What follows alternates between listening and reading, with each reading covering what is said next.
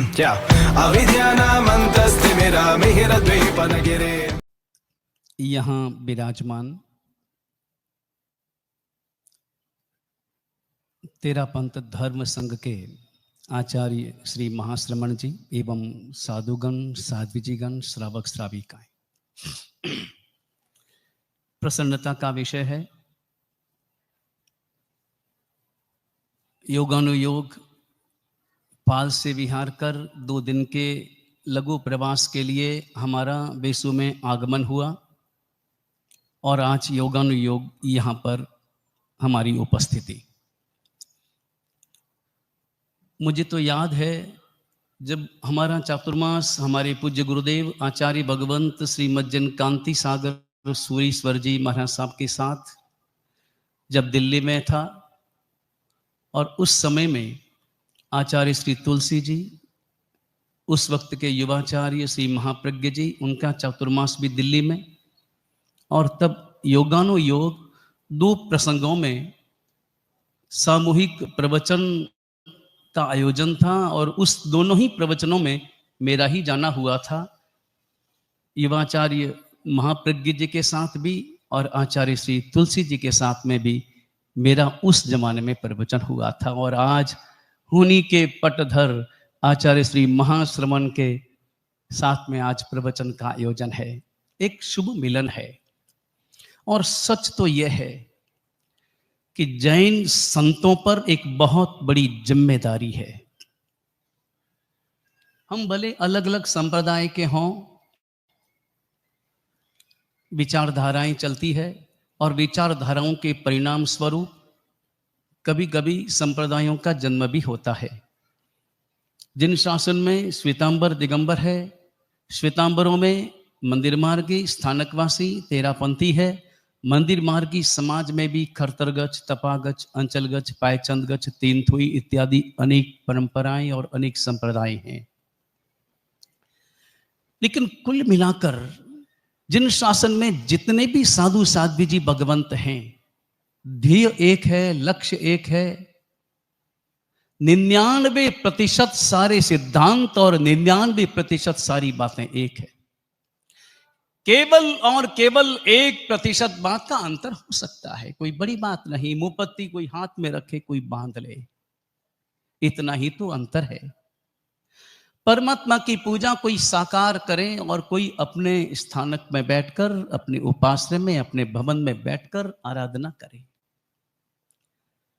लेकिन मूल सिद्धांतों में, पंच महाव्रतों में, अथवा नव तत्वों में, अथवा 24 तीर्थंकरों में, नवकार महामंत्र की आराधना में, मूल सिद्धांतों में रत्ती भर भी किसी भी प्रकार का कोई अंतर नहीं है। लेकिन हमारी समस्या यह है कि जो 99% एकता है वो दिखाई नहीं देती, और 1% जो अलगाव है वो दिखाई देता है। और न केवल दिखाई देता है बल्कि हम उसे प्रकट करने में भी आगे रहते हैं। नहीं, हमें उन 99% बातों को आगे करना है। जैन संतों पर एक बहुत बड़ी जिम्मेदारी है वर्तमान के इस पंचम काल में। वर्तमान का जो वातावरण हम देखते हैं, अपने ही समाज का, अपने ही युवाओं का, उन युवाओं का मार्गदर्शन जैन संतों के सिवाय कौन करेगा? उन्हें जीवन जीने की कला कौन सिखाएगा? उन्हें जीवन जीने का रास्ता कौन बताएगा? ये जिम्मेदारी है हमारी। जिम्मेदारी है जैनत्व को बचाने की, जिम्मेदारी है जैन धर्म के आचार विचारों को बचाने की। जो आज हमारा युवा समाज कहीं कहीं अलगाव के रास्ते पर, अन्य रास्ते पर जा रहा है, तो ये संतों का जो मिलन है, ये संतों का मिलन अपने आप में एक प्रखर संदेश देता है कि हमारा जैन समाज एक है। भले संप्रदाय अलग अलग हों, उनकी क्रिया पद्धतियां भले अलग अलग हों, मगर हम सब एक है। एक साथ बैठते हैं, एक साथ बैठकर परमात्मा की आराधना भी करते हैं और शासन की सेवा भी करते हैं। जीवन में मिलन बहुत जरूरी है। जीवन में समन्वय बहुत जरूरी है, और बिना समन्वय के तो साधना भी कैसे संभव होगी। बचपन में जब हम स्कूल में पढ़ते थे, गांव में पढ़ते थे, मौकलसर गांव में स्कूल जाते थे, स्कूल का पाठ पढ़ते थे। स्कूल में एक पाठ पढ़ा था, हिंदी भाषा की किताब का वो पाठ था, और एक कहानी थी, बड़ी छोटी कहानी, कल्पित कहानी, कभी ऐसा हुआ ना होगा, मगर फिर भी वो कहानी अपने आप में एक अलग संदेश देने वाली कथा। सबने आपने पढ़ी होगी, एक कछुए और एक खरगोश की कहानी। खरगोश गया था कछुए के पास और जाकर उसने कहा कि अरे भैया, एक काम करते हैं, अपन दोनों दौड़ लगाते हैं, देखते हैं कौन जीतता है, जो जीतेगा उसे इनाम मिलेगा। कछुए ने कहा, क्यों तुम मेरी मजाक करते हो? तुम भी जानते हो, सारी दुनिया जानती है कि तुम सबसे तेज चलते हो, दौड़ने वाले हो, मैं तो कहां इतना चल पाऊंगा। नहीं नहीं, दौड़ लगानी होगी। कछुए ने विचार किया कि इतना आग्रह कर रहा है, हारा हुआ तो मैं हूं ही, जीत गया तो क्या कहना, कभी संयोग से। और दौड़ लगी, तय हुआ एक स्थान, वहां से दौड़ लगेगी, वहां तक। खरगोश, कछुआ, हरी झंडी दिखाई गई, लोग इकट्ठे हुए, बड़ी संख्या में पशु पक्षी भी आए, देखे कौन जीतता है। खरगोश ने 2 छलांग लगाई, आधा रास्ता तय कर लिया, पीछे मुड़ के देखा, कछुआ तो धीरे धीरे चला आ रहा है। और खरगोश ने विचार किया कि मैं तो अभी जीता हुआ हूं, 2 मिनट का काम, 2 छलांग लगाऊंगा, पहुंच जाऊंगा अपनी मंजिल तक, लक्ष्य की डोरी को पार कर लूंगा। लेकिन जीतने का मजा तो तब हो जब हारने वाला सामने हो। दिखाना किसे है, कोई देखने वाला तो हो कि मैं जीता हूं, और हारने वाला जब देखे तो मजा आता है, और हारने वाले का सिर झुका हुआ हो, मेरी छाती तनी हुई हो, तब कहीं जाकर मजा आता है। वहीं बैठा, सोचा मैं विश्राम कर लूं, कछुए को आने दो। पेड़ था, पेड़ का सहारा लिया, पीठ टिका दी, विश्राम किया, ठंडी हवा थी, झपकी आ गई, नींद आ गई। कछुआ अपनी चाल से चलता रहा, मुड़ करके देखा, खरगोश सोया है, सोने दो। चलता गया, चलता गया, चलता गया, विजय के नजदीक पहुंच गया। अब केवल 4 कदम चलने थे कछुए को, और तब खरगोश की आंख खुली। खरगोश ने पीछे देखा कि कछुआ कहां आ रहा है, लेकिन कछुआ तो था ही नहीं, दिखाई नहीं दे रहा था। तो कछुआ गया कहां? आगे देखा तो देखा पहुंच गया। अरे मैं सो गया, मुझे नींद आ गई, छलांग लगाई, मगर उसका सारा परिश्रम व्यर्थ हो गया, क्योंकि कछुआ पहुंच चुका था, कछुआ जीत गया था और खरगोश हार गया था। कहानी सबने पढ़ी होगी ना, ये तो बचपन की कहानियां हैं। जो सतत जीता है, वो जो जागता है, जो चलता रहता है, वो जीत जाता है, और जो सोया रहता है हार जाता है। ये कहानी हम सबने पढ़ी, मगर इस कहानी का दूसरा पार्ट, खरगोश उदास हो गया, परेशान हो गया, चेहरा उतर गया, सब लोग उसकी नींद की निंदा करने लगे, और खरगोश बेचारा हारा थका 15-20 दिन के पास में वापस पहुंचा कछुए के पास में कि भैया एक दौड़ वापस लगाओ। कछुए ने कहा, मुझे मूर्ख समझा है, मैं एक बार जीत गया हूं, अब मैं तुझे वापस अवसर दूं, जीत सवाल ही पैदा नहीं है। अब मुझे मालूम है कि अब तुम सोने वाले नहीं, वो तो तुम सोए थे और मैं जीत गया, अब तुम सोने वाले नहीं, और अब मुझे हारना नहीं। लेकिन खरगोश बहुत पीछे पड़ा, थोड़ा रोया भी। कछुआ थोड़ा सीधा साधा रहने वाला था, विचारों वाला था, विचार किया, खरगोश की पीड़ा को देखकर थोड़ा पसीज गया, और कछुए ने देखा कि चलो ये बेचारा जीतना चाहता है, तो चलो जीतने दो। दौड़ लगी। दौड़ में कछुए ने फिर भी विचार किया कि हो सकता है कि खरगोश वापस सो जाए, मगर सोया नहीं, पहुंच गया, खरगोश जीत गया, और एक तरह से उसने अपनी हार को जीत में वापस बदल दिया। हालांकि जीत की इतनी प्रशंसा नहीं हुई जितनी जीत की प्रशंसा कछुए की हुई थी।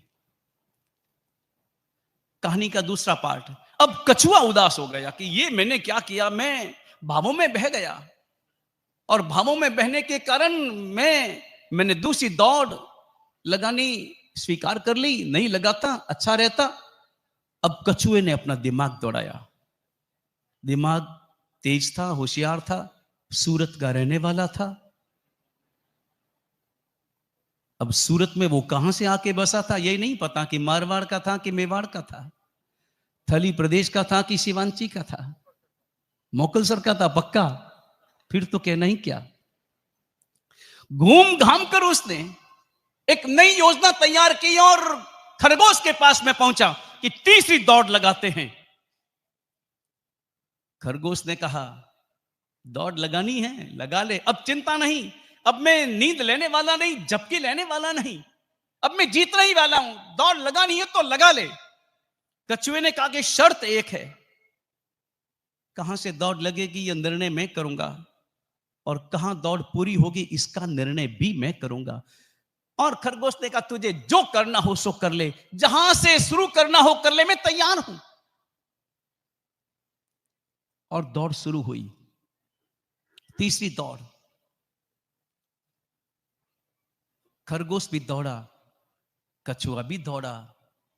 कछुआ की चाल तो बहुत धीमी थी, खरगोश पल भर में उसने आधा रास्ता पार कर लिया। लेकिन आधा रास्ता पार किया, आगे देखा, दृश्य देखा, रुक गया, उदास हो गया, बैठ गया, चिंता में पड़ गया, समझ गया आज मेरी हार नक्की है। और कछुआ धीरे धीरे चलता चलता आया। आधा रास्ता, कछुए ने जो रास्ता तय किया था, आधा रास्ता जमीन वाला था और उसके आगे आधा रास्ता पानी वाला था। पानी में तो खरगोश उतर नहीं सकता था। कछुआ आया, आराम से खरगोश को उदास बैठे देखा और उसके सामने पानी में उतर गया। बड़े आराम से उसने पानी को पार कर लिया और जीत गया। खरगोश बेचारा मुरझा गया, मैं दौड़ सकता हूं मगर पानी में तैर नहीं सकता, मैं हार गया। लेकिन इसके बाद इतिहास कहता है चौथी दौड़ लगी। कछुआ पहुंचा खरगोश के पास, खरगोश पहुंचा कछुए के पास और दोनों ने कहा, आपस में कहा, अब हम एक और नई प्रतियोगिता का प्रारंभ करना चाहते हैं। और ऐसी प्रतियोगिता होगी जिसमें प्रतियोगी कोई नहीं होगा, जिसमें सहयोगी दोनों होंगे। अभी तक जो दौड़ लगी थी उसमें प्रतियोगी थे दोनों, एक जीतने वाला था, एक हारने वाला था। लेकिन अब जो दौड़ लगेगी एक अलग प्रकार की दौड़ लगेगी। अखबार में विज्ञापन छपवाए गए, लोग इकट्ठे हुए, एक नई प्रतियोगिता, एक नई दौड़। और दौड़ का प्रारंभ, जो ही दौड़ का प्रारंभ हुआ, कछुआ नीचे बैठा,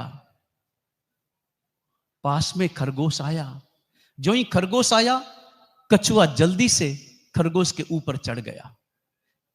खरगोश ने दौड़कर जमीन वाला हिस्सा पार कर लिया, पानी वाला रास्ता आया, कछुआ पानी में उतर गया, किनारे पर अटक गया, खरगोश उसके ऊपर चढ़ गया।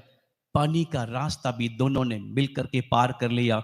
दोनों मिलते हैं तो सारे रास्ते पार हो जाते हैं। इस दुनिया में हम सब में कोई ना कोई खरगोश है और कोई ना कोई कछुआ है, दोनों हैं। लेकिन पार तभी हो सकते हैं जब दोनों प्रतियोगी नहीं बने, दोनों सहयोगी बने। और वर्तमान की यह मांग है कि जैन समाज में जितने भी संप्रदाय हैं वो सभी संप्रदाय एक दूसरे के सहयोगी बन जाए। सहयोगी बनते हैं तो काम होता है जिन शासन का, परमात्मा का, परमात्मा के सिद्धांतों का। अभी वर्तमान में संपूर्ण विश्व को परमात्मा महावीर के सिद्धांतों की जरूरत है। लड़ाई चल रही है, यूक्रेन और रशिया लड़ रहा है, कहीं ईरान, इजराइल और पता नहीं और कौन कौन से देश लड़ रहे हैं। चारों ओर लड़ाई है, बाहर की भी लड़ाई, भीतर की भी लड़ाई। लेकिन जब तक हमारे अंतर में सहयोग और समन्वय का भाव पैदा नहीं होगा, मैंने प्रारंभ में कहा हमारी जो 99% बातें एक है, बस उन बातों को आगे रखना है जो एक बात जिनमें अंतर है, थोड़ी बहुत बातों का अंतर है, उन्हें थोड़ा सा पीछे धकेलना है, पीछे रखना है। तो निश्चित रूप से हमारा जैन समाज पूरे विश्व को रास्ता दिखाने वाला बनेगा। परमात्मा के सिद्धांत तो पूरे विश्व को रास्ता दिखाते हैं। एक और एक के बीच में हम जोड़ का निशान भी लगा सकते हैं, माइनस का निशान भी लगा सकते हैं, गुणाकार का भी और भागाकार का भी। गणित के 4 ही तो सूत्र है ना, प्लस माइनस गुणाकार और भागाकार, ये 4 निशान। एक और एक के बीच में अगर प्लस का निशान लगाते हैं तो संख्या 2 हो जाती है, गुणन तो जोड़ 2 हो जाती है। माइनस का निशान लगाएं तो 0, गुणा का निशान लगाएं तो 1 और 1 के बीच में तो 1 ही होगा। मगर 5 और 5 में गुणा का निशान बीच में लगाए तो 25 हो जाएंगे। 5 और 5 मिलकर 10 बनते हैं। 5 और 5 में बीच में माइनस का निशान लगाने पर 0, 5 और 5 के बीच में गुणाकार का निशान लगाने पर 25 और 5 और 5 के बीच में भागाकार का निशान लगाने पर 1 बचता है। हम सब एक और एक हैं, अलग अलग हैं। माना कि मंदिर मार्गी अन्य संप्रदाय वाले नहीं हो सकते, अन्य संप्रदाय वाले मंदिर मार्गी नहीं हो सकते, मगर हम बीच में एक काम करें। अगर प्लस माइनस गुणाकार और भागाकार का कोई भी निशान न लगाएं तो 1 और 1 मिलकर कितने हो जाएंगे? 11 हो जाएंगे। और अगर निशान लगाना ही पड़े तो जिंदगी में भूल करके भी कभी भागाकार और माइनस का निशान मत लगाना। लगाना ही पड़ी तो गुणाकार और प्लस का निशान ही लगाना, तभी हमारी प्रगति होगी। बस हम यही परमात्मा से प्रार्थना करते हैं।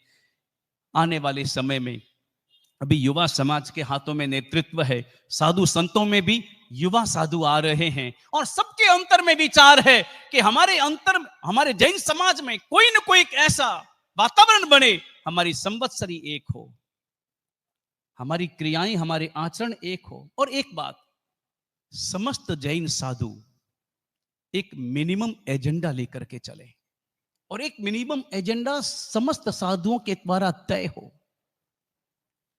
सारे साधुओं को, जितने भी संप्रदाय हैं, उन सारे संप्रदाय के आचार्यों की एक ऐसी संयुक्त कमेटी बने, एक मिनिमम एजेंडा तय करें, हम जाएं, हम पूरे भारतवर्ष में घूमें। वर्तमान में हमारे जैन समाज के पास 20,000 साधु साध्वी हैं, दिगंबर श्वेतांबर सभी मिलाकर 20,000 साधु साध्वी हैं। 20,000 साधु साध्वी अपने आप में कोई कम है?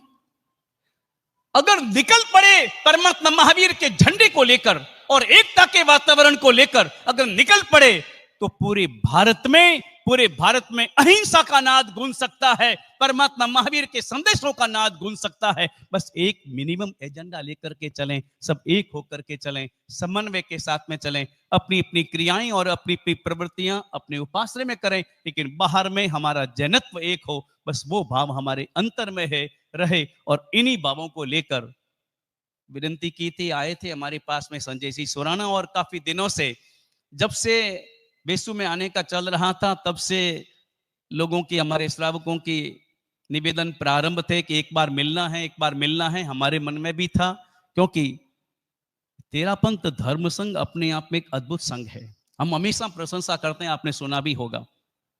हम हमेशा कई बातों की गुणानुरागी होना चाहिए व्यक्ति को, और गुणानुरागी होने के कारण से जो जो विशिष्टताएं हैं उन विशिष्टताओं का अनुमोदन भी करना चाहिए। हम हमेशा आपके अनुशासन एवं मर्यादा की हमेशा अनुमोदना करते हैं और चाहते हैं कि पूरे जिन शासन में ऐसा ही अनुशासन और ऐसी ही मर्यादा सर्वत्र प्रसारित हो, तो निश्चित रूप से हमारा जैन समाज प्रगति करेगा और उस प्रगति के वातावरण का विचार हमारे अंतर में आचरण का रूप धारण करे। वीतराग परमात्मा की आज्ञा विरुद्ध कुछ भी कहा गया हो, मिच्छामि दुक्कडम्। क्या अविद्यानामन्तस्तिमिरमिहिरद्वीपनगिरे